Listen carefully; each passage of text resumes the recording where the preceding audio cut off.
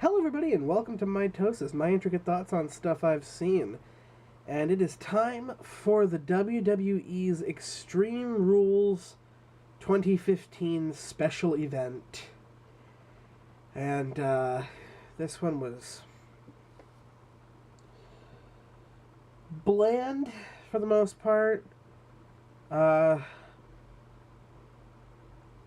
Yeah.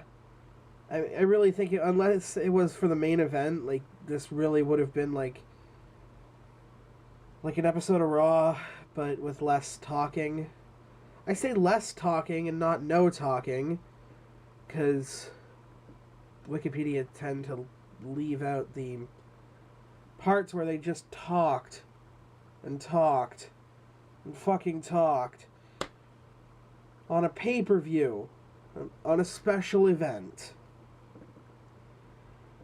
But I'm going to do my best to go down the line and just kind of talk about my thoughts on the match and what happened.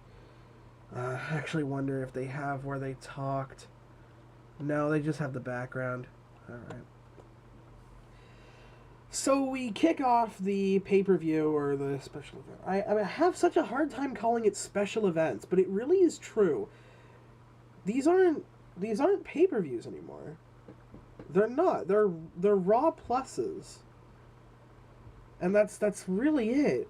And if you're watching SmackDown, you're doing it wrong, because SmackDown sucks. And Raw sucks. And these pay-per-views suck. So if I call it a pay-per-view, I'm not going to correct myself, because I'm so used to calling it a pay-per-view. But I will try to adhere to the special event. Whatever.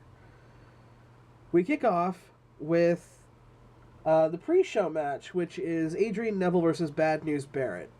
I will not call him Neville. He's Adrian Neville. The fucking guy's name is Adrian. Who cares? Vince cares. But Adrian Neville versus Bad News Barrett. I actually didn't watch this match. Sue me. I don't care. It was a pre-show match. Barely anybody watches the fucking pre-show matches, and that's a shame. Because if I knew Adrian Neville was going to be in this match, I probably would have watched the pre-show. Because Adrian Neville's amazing. He's such a great wrestler. And it's so good to see him move up to the roster, and yet at the same time I'm scared for him. Because you got a good guy holding the U.S. Championship and a good guy holding the Intercontinental Championship. He's not going to go to World Heavyweight Championship status immediately, so he's not going to do anything. Especially because they're building him as a good guy. And Adrian Neville in NXT, as far as I knew, was a bad guy. Correct me if I'm wrong in the comments, but I'm pretty sure that was the case. Surprisingly, Adrian Neville goes over Bad News Barrett, hitting the Red Arrow, and the Red Arrow looks fantastic. If you've never seen it, God, YouTube Adrian Neville's Red Arrow finishing move. It's a top rope corkscrew shooting star press. And for those of you who knows what that is, you just dropped your fucking jaw. Because shooting star presses are hard enough to do. But a corkscrew shooting star press? I used to make my characters in the SmackDown vs. Raw games do that, just because it looked physically impossible, but I could still do it. No, but apparently it's possible if you're Adrian Neville and you're fucking amazing. Unfortunately, this makes Barrett look like a bitch. It makes him look like such a bitch. Because let's remember that pre-WrestleMania, this guy was the Intercontinental Champion. And now he's getting punked out by an NXT guy. Yeah, Barrett's not going anywhere anytime soon. Not much to say about that one, because again, I didn't watch the full match, but I did get to see him hit the Red Arrow, so, I mean, I don't really care about anything else. We then move on to the comedy match of the pay-per-view. Dean Ambrose versus Luke Harper in a Chicago street fight. Which is no different than any other street fight, except for the fact that they're in Chicago. So, it's like when Cena fought Rusev in a Russian chain match. Which is no different than a chain match. But he's Russian. So, it's woo. So they almost immediately head to the outside, which is good because I hate street fights that take place primarily in the ring, because I almost wonder why you did a street fight. Usually that's when they hold a poll for the WWE universe to pick either, a street fight, a no holds barred match, a no DQ match. Basically, they're all the same thing, except they're not, but they are. Because even in this street fight, I think Luke Harper got pinned in the ring. So, which is weird because they planned for this to be a street fight, so you maybe would have thought he got pinned outside, but no.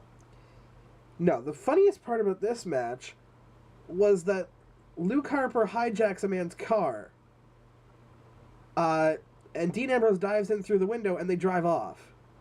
They just leave. And for a while, I was sitting there like, what are they gonna do with the rest of the event? It just cut to the commentators who were like, what do we do? Our opening match just fucked off. Yeah, your opening match just fucked off. So they just go on with the pay-per-view. And I wanted this. I didn't call this, but I wanted this to happen so bad. Is just during another one of the fights, another one of the fights we don't care about, the one with the fucking New Day. Actually, I'll get to that in a second. But, maybe during the fight, they just come up the ramp, and they're beating the shit out of each other, and the whole fight just stops to go, okay. But yeah, so they just fuck off. So they start the next match, which is, for fuck me sake, Dolph Ziggler versus Shames. I'm sorry, I'm reading this off of Wikipedia so I can remember which matches which order the matches came in, and they have Sheamus spelt Shames, which, I mean, fair enough. I can't exactly disagree with you on that one. Dolph Ziggler and Sheamus in a Kiss Me Arse match. I'm going to repeat that for those of you who have not been watching wrestling. Dolph Ziggler and Sheamus in a Kiss Me Arse match, wherein the loser of this standard match with standard rules at Extreme Rules had to kiss the other man's arse. Not his ass, not his butt, not his patookus. His arse.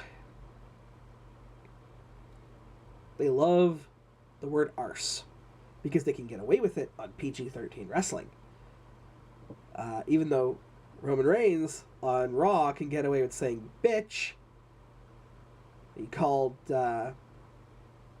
Big Show Seth Rollins' giant bitch, but you can't say ass. You can say kiss me arse, cause he's Irish, you know. Don't you know? So kiss me arse. Hearing the commentator, not the commentator,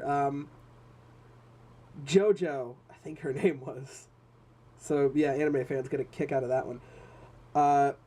But she's a new female announcer. Hearing her say, the following is a kiss me arse match. That was great. So it was Dolph Ziggler versus Sheamus. And Sheamus presumes to kick the sweet fuck out of Dolph Ziggler. And then Sheamus goes for a standard vertical suplex in a standard match at Extreme Rules, which Dolph Ziggler then counters into a schoolboy roll-up with leg hook. 1, 2, 3, wins the match, which shocked everybody on my couch. Because Dolph Ziggler doesn't win shit. Dolph Ziggler never wins shit. But he won over the returning heel Sheamus. The Great White Sheamus. The Celtic Warrior, the Fighting Irishman Sheamus. It's defeated by Dolph Ziggler. The schoolboy roll-up. Former WWE Champion Sheamus gets defeated by a schoolboy roll-up. So here's the thing with a Kiss Me Arse match. What this means is that the rest of your match is standard. It's very normal. It is a normal match with post-match implications. Your pay-per-view is called Extreme Rules. The only match that should be a normal match is the Divas match at a pay-per-view called Extreme Rules, if you have a Divas match at all. Which I'm pretty sure previous Extreme Rules, some of them haven't. And we understand that. We understand that one of those other matches has to be our piss break. Okay, fine. Because you don't have singles matches, like normal matches, at a pay-per-view called Extreme Rules. You just don't. Because it's boring. This is a garbage wrestling show. You know, this is the pay-per-view that used to be called ECW Extreme Rules. Before they put a cap on the whole revival of ECW thing, which is a good fucking thing that they did. But this is your garbage wrestling. This is where you don't want to see moves. You don't want to see all that shit. You want to see tables. You want to see chairs. You want to see fucking tables. The whole crowd just wanted tables. But I'll get to that. But tables, chairs, Singapore canes, kendo sticks, whatever. I can always call them Singapore canes. But, you know, you want to see... You know, you want to see Singapore canes. Hold on a second.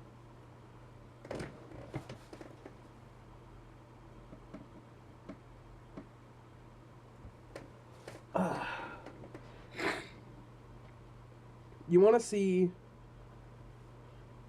like sledgehammers. You want to see broken glass, tacks, fire, steel cages. You know, you want to see beatdowns. You don't want to see standard McBoring wrestling match. Like this Kiss Me Arse match, I could have seen this on Raw. This was a very standard Raw match. Clocking in, by the way, at about 9 minutes 16 seconds, if Wikipedia is to be believed. Yeah, this match was okay. At the end, of course, you know, Sheamus has to kiss he arse. He doesn't, because he's a heel. And not only just because he's a heel, but because his opponent is Dolph Ziggler. Who's gonna make him? You know, I kind of like how Dolph was showboating, because he's the show-off, despite the fact he's a good guy. No good guy has a show-off gimmick. Just pro tip, WWE. No good guy has a show-off gimmick. But, you know, he's doing his little wiggle and he's pulling down his tights. Weirdly enough, he doesn't actually end up pulling down his tights. He ends up, like, hitching it up. Giving us the thong show. He's like, come on, you're gonna kiss it. Are you fucking kidding me? Look at Sheamus. Sheamus could eat you. And still have room for Zack Ryder. Like, you're going to also turn your back to him. You have no backup. Do you think the referee is gonna come in and stop Sheamus post-match when the referee has no call? Sheamus has already lost. So what does he do? He hits him with a low blow. No shit. He beats the crap out of him. He brogue kicks him. And then he's like, I told you, fella, you were going to kiss me arse. And now I'm going to make you kiss me arse. even though you won the match, you're still gonna kiss me arse. So the match had no point. The point of the match was there was no point. Because we all knew that Dolph Ziggler couldn't beat Sheamus, like, to the point of unconsciousness. He had to win with a schoolboy roll-up. He wasn't... Sheamus was never going to kiss his arse. It was just never going to happen. This match had no point. This match had no impact. And let's be honest with each other here. The match had no winner. Whoever wins, we fucking lose. Moving on to the match that I completely forgot about when recapping this pay-per-view literally minutes after it ended. Because we went through all of the matches. I even remembered Dolph Ziggler and Sheamus, but I did not remember this match. The New Day, Big E Langston and Kofi Kingston, with the increasingly irrelevant Xavier Woods versus Tyson Kidd and Cesaro. I had an issue with this match going into it. So, you know, I'm sorry that I kind of went into this match wanting to hate it, because this match was actually pretty good. This match was okay.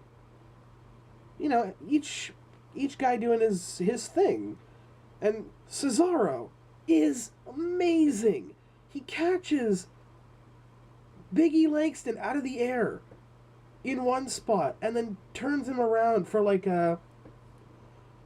Sheamus's like Irish curse backbreaker.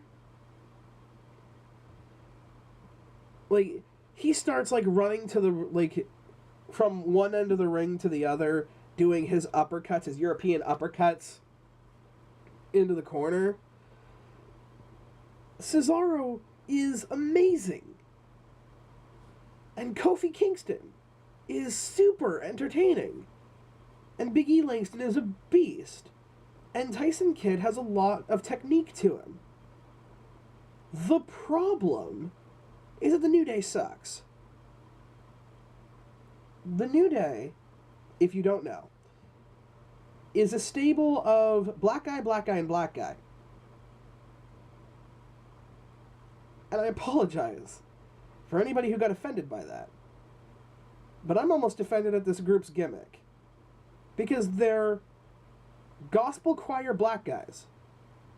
That's who they are. They took all the black guys in the locker room and went, we have nothing for you.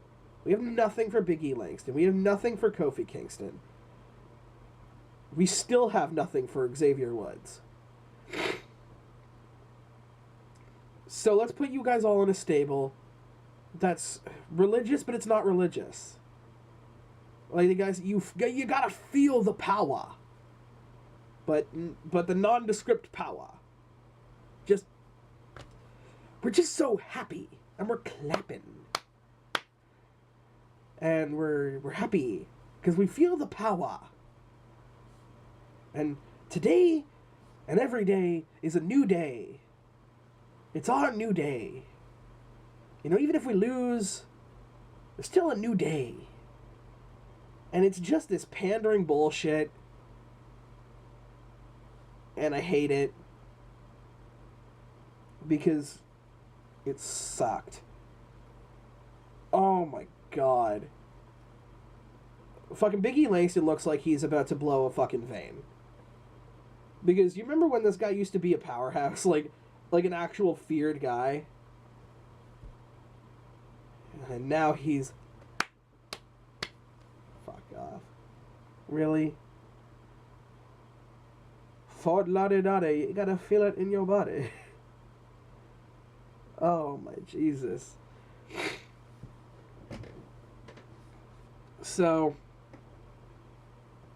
the problem with this match is that, one, the New Day sucks.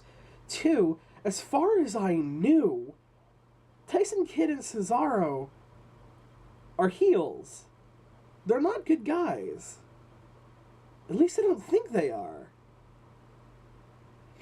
When they came out, they were bad guys, but they were in the good guy corner of the ring. They were cheered by everybody because they're awesome.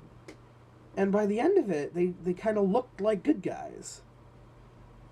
So, I don't know if they just turned face in the middle of the match, or have they already been face and they just don't know how to do it well. But if you don't know, whenever there's a tag team match, the top left corner of the ring is reserved for the good guys. They're the ones who get the most face time on the camera. And the bottom right, with their backs showing towards you, it's very poetic, are the bad guys. And that's where the New Day were set up.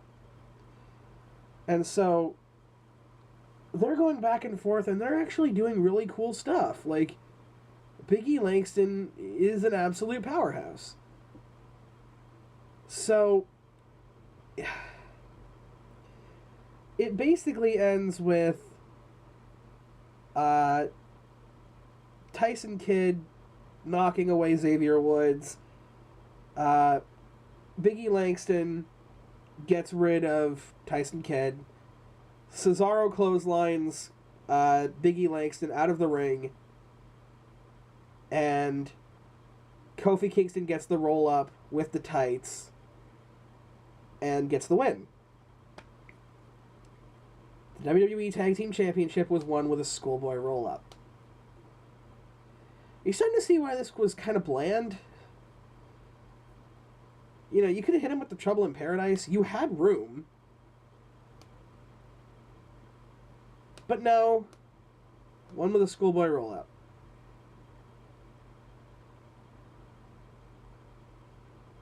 So, okay. Fine. The New Day are your tag team champions. Fuck off. I mean, I guess you gotta have bad guys have some championship. And the World Heavyweight Championship wasn't enough. So let's give the New Day the WWE Tag Team Championships. Whatever. That just means we're going to see more New Day. The only thing that I feel good about is the fact that if rematch clauses extended tag team championships, then we'll have a rematch. Because, again, the match was good. I just want the New Day to go away. We're all happy. We're happy because we feel the power. The nondescript power. The power of being black. That's it. Sorry. Then, I believe this is when this happened. It's not considered part of matches, because it wasn't a match. But suddenly Bo Dallas comes out. And I'm going to get a lot of flack for this one. I love Bo Dallas. Because he loves his gimmick. His gimmick is that he wants to be this inspiration. He wants to be a role model for everybody. He wants to be Bo Dallas. He wants you to believe. He wants you to believe in Bo. Which we're not going to do because Bo Dallas sucks. But now he's doing a thing where he's got like a split personality disorder. Kind of. A little bit. Because he comes out and he's like, I saw on my hotel, welcome to Chicago. And the crowd goes batshit. And he's like, the second city. And I just don't get it. Because Chicago is #1. And he's loving it. Oh my God. He's loving it, and I'm loving him. He's just so into it. If you're gonna have a shitty gimmick, man, just be into it. Like, if you're Fandango, you got a shitty gimmick, roll with it, man. Roll with the A's. And if you're Bo Dallas, man, you gotta believe. And he goes, I don't get it, because they're #1. And not washing themselves when they go into the arena. I'm not even kidding. Like, that's how quickly he goes into it. #1. Like, it's so great. He's like, if you just treat each other better and weren't such shit. You just gotta bow and leave, fuckers. I'm pissing on your city. Which is the easiest way to gain heel heat, and it's great. You know, this served as the piss break. Because you knew somebody was going to come out and beat the shit out of Bo Dallas. And the Ryback comes out. And Ryback does exactly what he needs to do, which, by the way, I give Bo Dallas this much credit. He did not wait for the Ryback to get into the ring. He started to pummel him, like, immediately. Like, he got Ryback on the ground and just started, like, hammer fisting him. Like, that's how you do that. If you're gonna die, you go out with a bang. And he did go out with a bang, I mean, because the Ryback got up and he chewed on him. But he needed to be fed more, and so he shell-shocked the fuck out of him. I don't think this is gonna lead to a feud. This was just a funny thing for Bo Dallas to do. So, okay, fine. They were like, oh, dude, Dean and Luke were supposed to be back in the car by now with my dry cleaning and Vince's liquor run. But they're not back yet. They're still doing, like, a tour around and signing autographs and shit. So, who do we have on tap? Ryback's here. Bo, do your fucking thing. And he's like, I got this. I expected him to do some laps around the ring. He didn't do it. You know, at least one. Though, to be fair, he couldn't walk by the end of it, so. And my camera decides to fuck out on me because it can only record so much. So, where was I? Okay, next up, John Cena and Rusev for the WWE United States Championship in a Russian chain match. So if you don't know what a chain match is, because a Russian chain match is no different. Both competitors are connected by a chain, and you need to touch all 4 turnbuckles to win the match. So each one has like a light. So John Cena's light is green because he's good, and fucking Rusev's light is red because he's Rusev.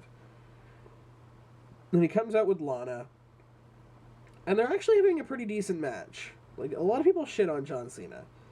Cena has a pretty good match. Cena has good matches. Cena and Rusev have good matches.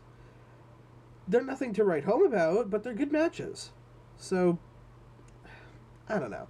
Telling people not to really hate on John Cena is like asking me to get hate in the comments, but I really do like how hard he works. And I think that should count for something. So, of course, they immediately start chanting John Cena sucks to his theme music, a la Kurt Angle. We got the Let's Go Cena, Cena sucks chants. Although the overall turnout for him is quite positive. I'd say like 80-20. It was mostly positive. So I was happy to see that, because maybe like even the guys who hate John Cena are like, well, we're not going to root for the Russian guy. Let's root for Lana, because Lana's hot. So, halfway through the match, they start chanting for Lana. And Lana breaks character, like, very vibrantly breaks character by running up the stairs and going, "Hi, yeah, I'm Lana. You guys love me, and I love you too. Filthy American stupids, stupid American fuckers." Way to break character there, Lana.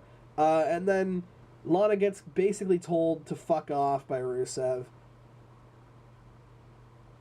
Which makes me wonder what would happen if nobody chanted for Lana. Would Lana have left? Would Lana have interfered in the match in order to leave? You know, was this just really good timing? Maybe? I don't know. But then Rusev catches John Cena with a stomp to the spine and puts him in the Acolyte. I call it the Acolyte because JBL fucked it up one time, and it's great. Put him in the Accolade. The camel clutch. He's gonna break his back making chamble. But of course, you can't make John Cena chamble because he's going to lift you up. He does that and then rams his back into the turnbuckle, setting off Rusev's light. He then backs up and then runs into the other turnbuckle, setting off the other light, and knocking himself down. Rusev completely no-sells getting thrown into two turnbuckles because he's on his feet. And then he looks around, and it's such a babyface thing to do, actually. He looks around, and he's like, Oh, I should go to the third one. So he goes to the third one, he hits it, and of course there's a tug-of-war thing. And then finally, at the end of the match, Cena and Rusev touch opposite turnbuckles. Then they're fighting and they touch the same turnbuckle. And then they both look at each other. And they see the last turnbuckle. And it's like, they're going to book it. And whoever gets there first is the winner. So Rusev books it, but John Cena actually goes the other way. And he spins him around. And he picks him up and he hits him with the attitude adjustment. And then he runs over and smacks the fourth one. John Cena wins. Of course John Cena wins. It was a cool finish. I liked it. You know. I think they did a lot of babyface things with Rusev. Rusev only whipped him with the chain like once. And I don't get it. Like, John Cena never hits him with the chain. And I get that he's John Cena. I get it. He wants to win through pure old-fashioned wrestling. But it makes him seem like a fucking dolt. You have this... It's part of the rules. It's Extreme Rules. If this was an Indian Yappa Pie strap match with Hulk Hogan, who was John Cena before John Cena waved his first hand, you can bet your ass, or your arse, you can bet your arse, that he would be whipping a bitch with that Yappa Pie strap like it was going out of style. If he was chained up to Roddy Piper, if he was chained up to the Iron Sheik, he would hit that man with the chain. He would choke him out with the chain. He would wrap it around his leg and then pull him around the ring with the chain. This is John Cena, who used to be, by the way, the Chain Gang Soldier. But he doesn't ever use the chain. The chain is fucking superfluous, other than, you know, to have a tug-of-war match, which they had about 7 of. I didn't mind the finish to this one. It was okay. Worthy of a special event.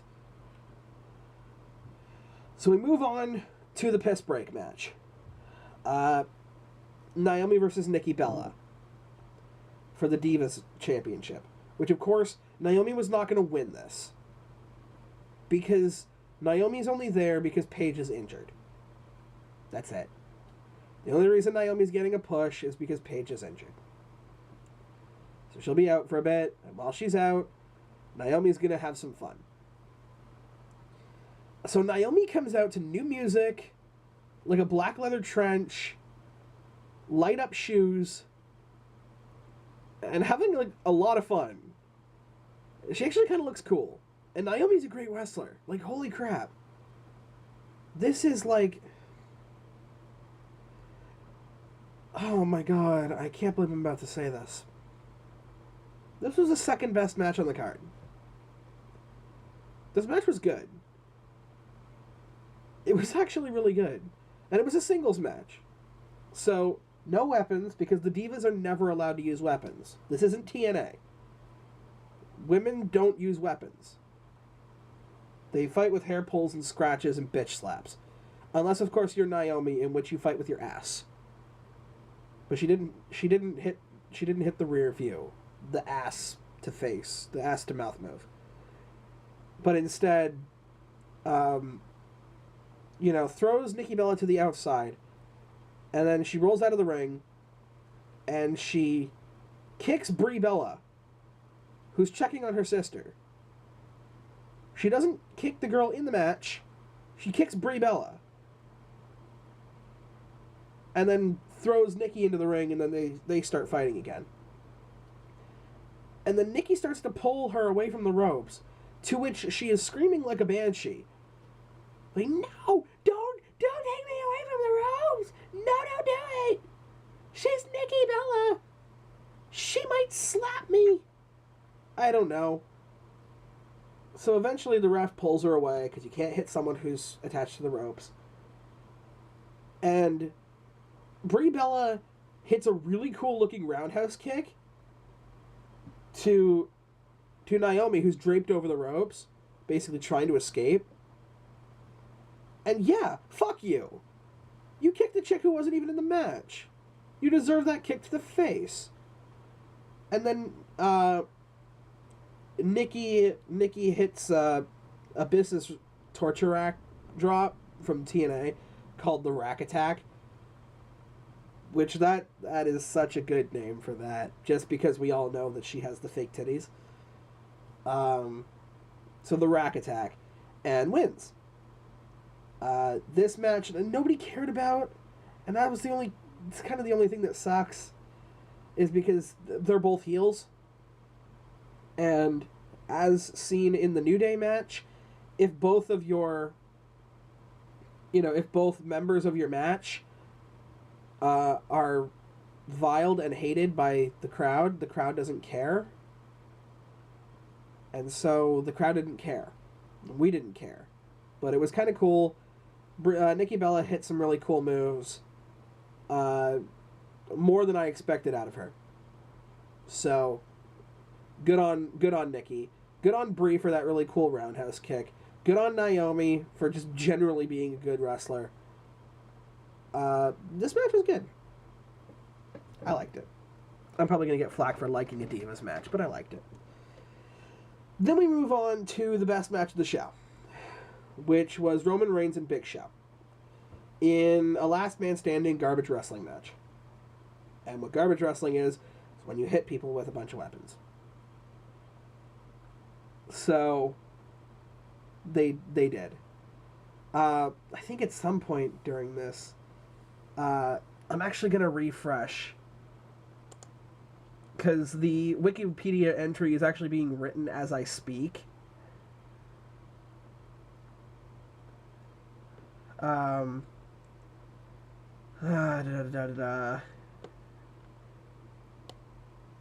wanted to figure out when Ambrose and Luke Harper came back.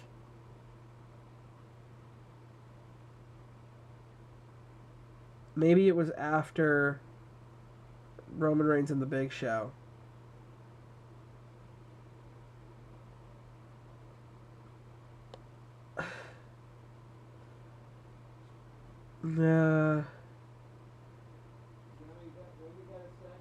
Yeah. Okay, it was after Tyson Kidd and Cesaro. Because, it was after the New Day one. Because they go to a backstage segment, and they're doing their whole thing, and they're like, when I say New Day, you say New Champs. The New Day. And you couldn't hear New Champs over the fucking crowd yelling, sucks. And so they drive in, and they beat the shit out of each other. They go out to the ring. There's a really funny spot where they're on one side of the ring, each on one side of the ring, and they start throwing chairs. Just chair after chair after chair. And they go in and start hitting each other with chairs. There's so many chairs at the conclusion of this match. And so finally, Luke Harper knocks Dean Ambrose down, and he starts piling chairs on top of him. And he goes to the top rope. And when he goes to the top rope, Dean Ambrose gets out of the mountain of chairs, picks him, goes over, and, tosses him into the pile of chairs. and then sets up like one chair, and then hits Dirty Deeds, which is a double underhook DDT. You know, he hits the double underhook, and he gets the win in the ring during a street fight, which is fine because this was, I swear to God, a comedy match. And as a comedy match, I liked it. I found it funny. You know, as a match, it sucked. But of course it sucked. It's garbage wrestling. Then we got Roman Reigns and the Big Show. This was a slaughter match up until, like, the 15-minute mark. God damn it, camera, you failed me for the last time. So as I was saying, this is pretty much a squash match until about the 15-minute mark. Big Show annihilated the shit out of Roman Reigns and was having kind of fun with it. Like, he was smiling. There was a recurring theme of Roman Reigns was trying to get tables out, and Big Show would put the table back underneath the ring, and the crowd would boo, and because the crowd wants tables, the crowd always wants tables. And finally, Big Show was like, fine, because he brought out like 2 tables, Roman Reigns did. He knocked Roman Reigns down, and he's like, fine, you want this fucking table? Here's your table. And then he proceeded to immediately get Samoan drop through the table. Whoops. So this was just a bunch of garbage wrestling, hitting everybody with weapons. 7 counts, 9 counts, no 10s. Big Show hit him with the knockout punch. He was up by 7. So that was kind of cool. Roman Reigns hit him with the spear. Big Show is up by like 8. Then, like, Roman Reigns did an around the corner, down the ring, spear through the barricade. Big Show is up by 9. So that was cool. Big Show sets up the stairs directly beside the announce table and takes off all the shit for the announce table. And so, yeah, he goes later on to chokeslam Roman Reigns through the announce table, which is starting to wobble, by the way. I'm thinking, man, if you guys don't do this properly, that table's going to break, and it's going to be hilarious. Because they needed that table for a spot. He did not chokeslam Roman Reigns. Roman Reigns instead gets out of it, kicks the Big Show or hits him or something to daze him, and then runs up the stairs and across the table and spears him through the Spanish announce table, who always gets shit. They actually landed that one really perfectly. Actually, all of them were landed really perfectly. There was a spot where Roman Reigns sets up 2 tables side by side to superplex the Big Show through the tables. That doesn't happen. If you set up a table, you're going through everything you set up. You know, like, Big Show set up the stairs, so Roman Reigns used the stairs to hit the Big Show. Big Show set up the table, he gets Samoan drop through it. You know, Roman Reigns sets up the 2 tables side by side, and, of course, Big Show picks him up and throws him through the 2 tables, which he throws him very perfectly. Like, these were all really well done. So Big Show gets speared through the Spanish announce table, and he's up at 9. So, you know, he's up at 9, but he's groggy, so he's back down on the floor. Roman Reigns picks up the announce table and flips it right on top of the Big Show, who carries it really well, although it's over his right leg, and that looks like it must have hurt. And it pinned him down there for the 10 count. Roman Reigns goes ape shit. The crowd goes ape shit. So, I mean, we knew that Roman Reigns was going to win this match because Big Show's never going to get pushed for fuck all. So, yeah, best match of the card because it was as Extreme Rules as you were going to get, save for maybe, like, the Ambrose versus Harper fuck-off match. 19 minutes, 46 seconds. Not bad. You know, it took like 6 or 7 or 8 referees to pull the table off of Big Show. So gave Roman Reigns enough time to celebrate. And then finally, we have Seth Rollins and Randy Orton in a steel cage match. This one needs a little bit of backstory. So, Randy Orton beats Seth Rollins at WrestleMania, but Seth Rollins cashes in his Money in the Bank during the Roman Reigns versus Brock Lesnar match, curb stomps Roman Reigns to win the championship. Brock goes cuckoo for Cocoa Puffs, F5ing everybody, including Michael Cole and the cameraman. Gets suspended indefinitely, which is bullshit because we know he signed on for 3 more years. So, good fucking luck with that one, WWE. But Brock Lesnar has to leave for a bit, I guess.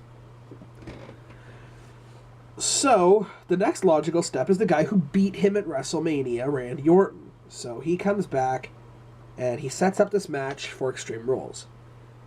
During the contract signing, each one of them is allowed to make a stipulation for the match. So, Seth Rollins can choose any stipulation. Randy Orton has his hands tied behind his back. You know, Randy Orton has to pin, you know, it becomes a 4-on-1 handicap match where Randy Orton has to pin Kane, J&J Security, and him in order to win the title. He could choose anything. Anything. Electrified cage. He chooses that the RKO is banned. That the RKO is banned. Now, keep in mind, I did not say that Randy Orton is banned from using it, but that the RKO move, the jumping diamond cutter, is banned. This will play into the match later on. So that's it. It's like the RKO, your finishing maneuver that wastes men, is gone, leaving you only with the punt that has ended people's careers. It's put people into concussions, stop them from wrestling. Okay, I get that Randy Orton hasn't hit anybody with the punt since what? 2009? Maybe 2010? But at the same time, he could have tied his hands behind his back. You know? You could have done anything. You could have had a taser. But you've decided to ban the RKO. Oddly enough, this is not the dumbest decision that was made. The dumbest decision that was made was on the part of Randy Orton, who chose a steel cage match. A match wherein you do not have to be pinned. You do not have to submit. You simply have to escape the cage. You can be pinned and submitted, but you can also escape the cage. This in a match with Seth Rollins, who is good at running away. I'm going to give you guys a little bit of time to determine how this match ended. Randy Orton is an idiot. He is not a chess master. He is not, you know, the intellectual opportunist. He is an idiot. And then finally, the authority is like, well, we need to make sure that this isn't actually a wrestling match and that this is stacked in our favor. Because that will be entertaining, and that will get us views, and that will get us network subscriptions, and that will get us money. Because Triple H is also an idiot. So he's like, Kane, you're going to be the gatekeeper. And suddenly I got interested. I was like, ooh, Kane's going to banish them to the black hole. He's going to call them Megat. He's going to call Randy Orton the Fossil. And Seth Rollins the pretty young thing. No, the gatekeeper means he's the guy who locks and unlocks the door. Previously, in other steel cage matches, played by literally anybody. Kane is in a superfluous role. He gets one part during the match where where Randy Orton goes to exit the ring, and he shuts the door on him. Who cares? So you shut the door. I can still pin him. I can still submit him. And I can still escape through the top. So, J&J Security try to interfere in this match a bunch of times. And Randy Orton essentially just hits the steel cage wall, sending them flying like 5 feet. There's a really very, like, standard steel cage spot. Like, it has to happen in all steel cage matches, where he bounces him back and forth against the walls. But this time, Mercury and fuckhead, what's his name? It's Joey Mercury and Jamie Noble. They're on either side of the cage, and they're trying to climb up the sides. And so Randy Orton just throws Seth Rollins into the sides of the cage, knocking them off. And then they try to get in the ring, but Kane is like, no, I have a job. I'm the gatekeeper. I've got one job on this bloody ship. It's my job, and I'm going to do it. So, it's at this point that Randy tries to escape, and he shuts the door. And then Seth does like a drop kick into the gate, or into Randy, who's into the gate, who knocks Kane away. And, you know, fucking J&J Security, they're out. They both look at each other, and they're like, holy shit, nobody's manning the gate. There's no gatekeeper. We could just grab all the keys and run. So, both of them try to escape the ring to turn off the VHS, but the gatekeeper flashes back and slams the cage door into both of their heads.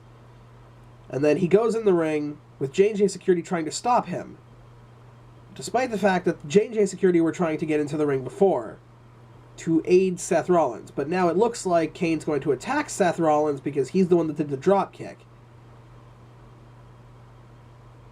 Okay. They're now in the ring. Like, all 5 of these guys are in the ring. And J&J Security are trying to intimidate Kane out of the ring. Joey Mercury and Jamie Noble are trying to intimidate Kane out of the ring. This does not end well. They get double choke slammed, as they should be. And then he turns his attention to Randy Orton, and he choke slams Randy Orton for no reason. All of his anger, all of his whole reason for getting in the ring and interfering in the match was because Seth had drop kicked him. But he hits Randy Orton. Whatever. He then choke slams Seth Rollins as Seth Rollins is trying to escape. But then he throws Seth Rollins' hand over top Randy Orton and then goes to leave the ring. 1, 2, and of course Orton kicks out because he's been laying on the floor for about 3 minutes now. He's fine. So, Kane steps back into the ring. Kane goes to hit the Tombstone Piledriver on Randy Orton, who counters it and hits the RKO on Kane, which does not matter, because Kane is not a combatant. Then Seth Rollins gets up and hits the RKO on Randy Orton. A really well done RKO. mind you. Randy landed it really well, and Seth executed it really well. The bell was not called. But instead, Seth Rollins slithers out of the ring. Ding, ding, ding, Seth Rollins is your winner. Seth Rollins, Jerry Lawler immediately calls bullshit on this. He says the RKO is banned, which is true. When Seth said it, he said the RKO is banned. He didn't say Randy is banned from using it. He said the RKO is banned. When the announcer announced the match, she did not say Randy Orton cannot use the RKO. She said the RKO is banned. I really hate to say this, but Vicky Guerrero did this better. When it was Edge versus Dolph Ziggler, she said Edge is banned from using the spear.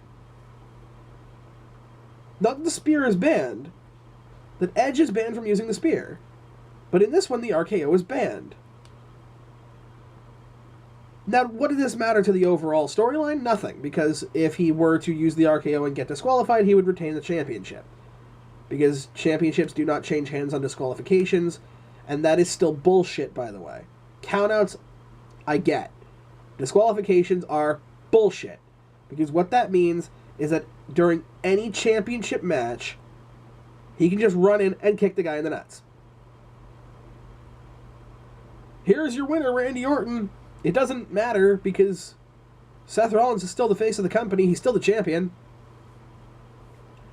Although, if this happens enough times, they usually do a match wherein if you get disqualified or counted out, you still lose the championship. But that should be a staple rule. If you get disqualified, you should lose the championship because you're being careless. But in the grand scheme of things, it wouldn't have mattered whether he got disqualified or whether he won the match, because he's still the champion. So this match was pointless. Because anybody with a second working brain cell knew that the Authority was going to get involved in this match. Knew that Kane was going to get involved in this match. That was why he was the gatekeeper. Randy had no chance. That's what he's got. He's up against a machine too strong. I'm not going through the full lyrics. This match is what downgraded Extreme Rules from being to... We've seen these. Just don't have a championship match. Worked for Brock Lesnar. At least Seth competes on a day-to-day basis. And if you're going to, have Seth beat him at least semi-clean. Make it look like Seth maybe is worth his weight in salt. But he's not.